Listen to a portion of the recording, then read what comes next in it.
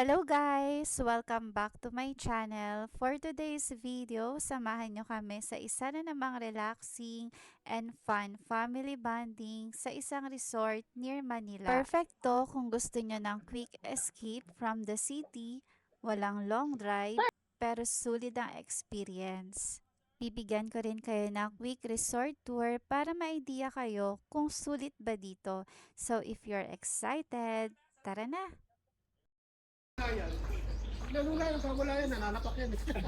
Hi sis! Another swimming na naman. Dito na kami ngayon sa Pugpug Resort.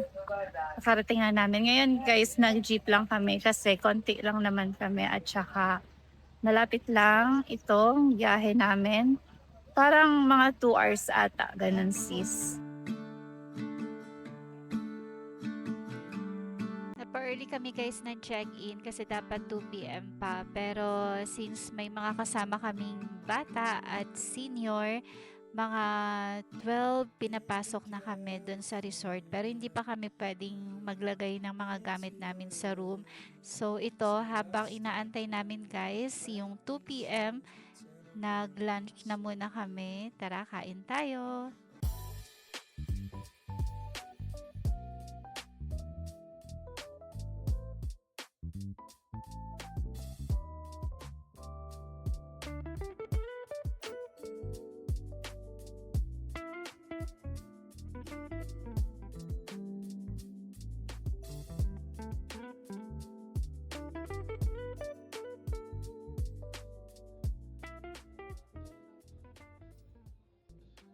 Hi sis! Ayan, kakagising ko lang. Umidlip muna ako siguro mga pagkatapos namin mag-lunch. Umidlip ako mga 30 minutes at yun nga, hindi nawawala sa atin yung pagtutour. So, tara guys, itutour ko kayo dito sa resort. Sobrang lawak nito guys kasi bukod sa private na area nila, meron din silang public. Pero kasi yung nirentahan namin guys, private siya. So dito ko na lang kayo muna i-tour sa private guys, yung nirentahan namin. Tara! Ayun guys, yung nirentahan namin na jeep. Ayan, nag-jeep lang kami dahil malapit lang naman to guys sa Manila. Ang bilis nga ng biyahe namin guys kasi 2 p.m. pa yung check-in namin. Nakarating kami dito mga 11 siguro. Ayan, ito. Pagpasok yun. Oo, kasama! Aming driver. Ayan, chill muna siya doon. Ayan, ito guys yung itsura nung kanilang private resort. Malawak din siya guys.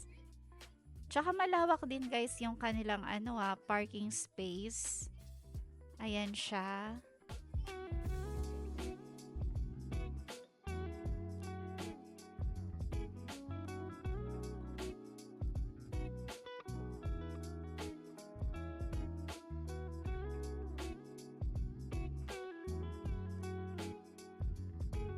Ito naman ang kanilang pool area guys.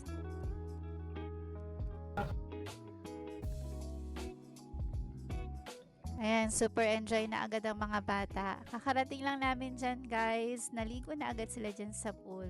Sulit na sulit.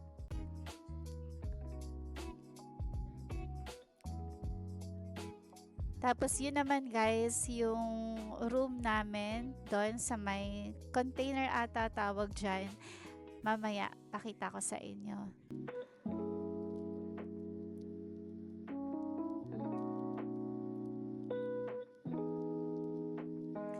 At ito naman guys, ang kanilang open kitchen. Ito guys, madulas siya kapag nabasa, kaya ingat na lang kapag may mga kids kayong kasama. Meron sila ditong mini ref.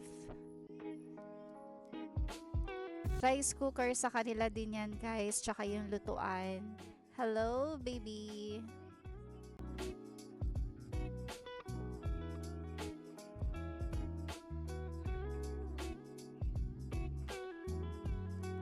Ang ganda guys ng nila dito yung bintana sa harap. Para siyang painting.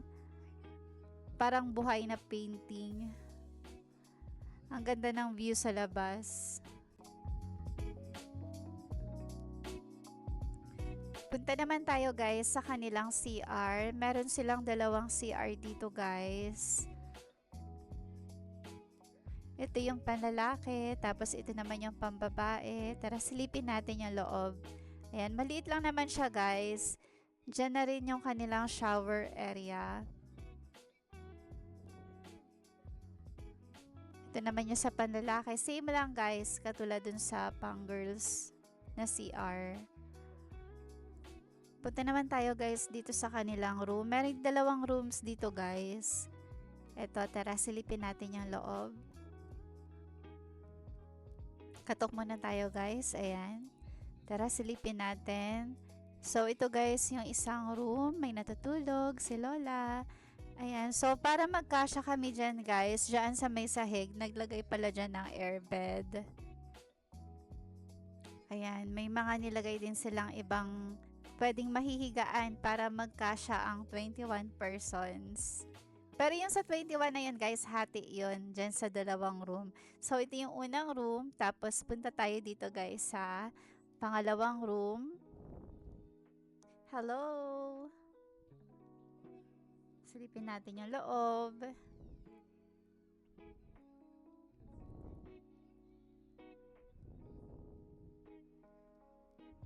Ito naman yung isang room guys. Ayan, may mga dalagingging. Ayan, dyan guys sa may sahig guys, may nilatag rin dyan para may pwedeng matulog dyan sa gabi. So, ayan guys, yung pangalawang room.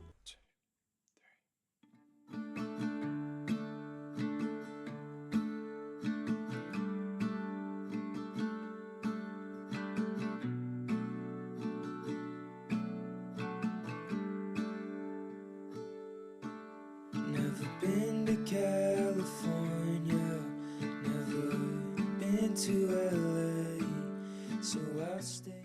Hi sis! Ay, tayo ko pumunta dun sa may entrance kasi doon yung kanilang public pool.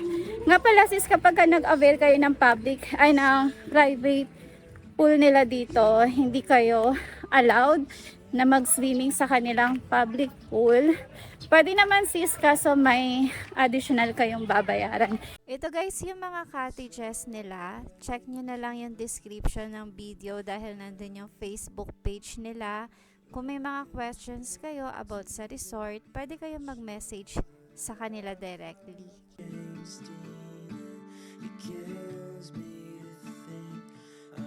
Ito yung isa sa kanilang public pool.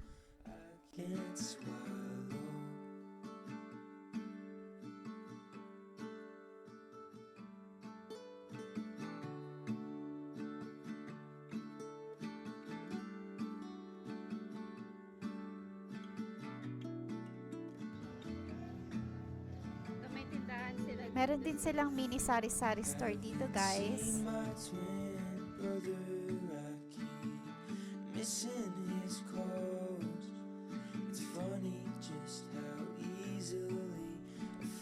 Tara, lapit tayo dito sa kanilang public pool.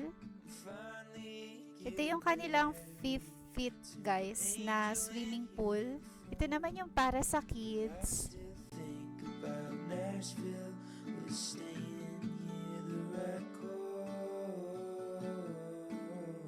Yung sa pang 5 feet nila guys, ayan, medyo nililinis pa kasi nila kaya bawas yung tubig.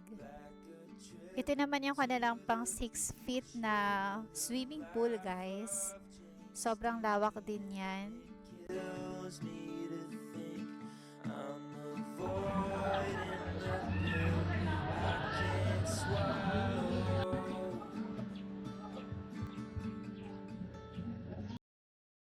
Pabalik na ako sis.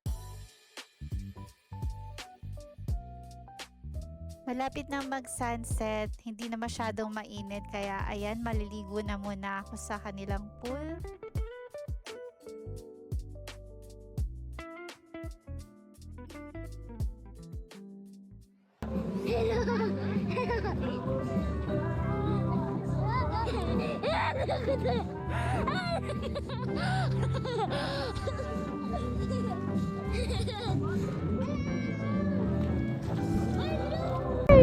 Pero ang bilis mo naman po.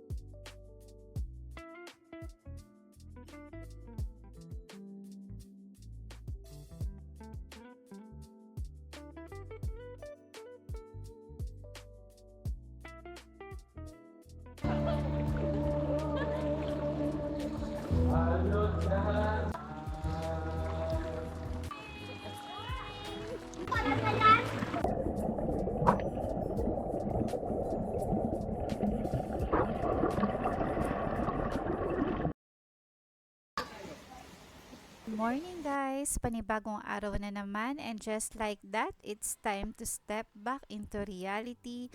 Ang bilis lang talaga ng mga araw no, parang kahapon lang nagpapahinga tayo at ini-enjoy ang simpleng getaway na to.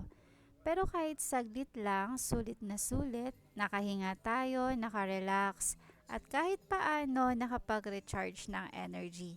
Minsan yun lang talaga ang kailangan, konting pahinga, para mas kayanin ulit ang mga susunod na araw.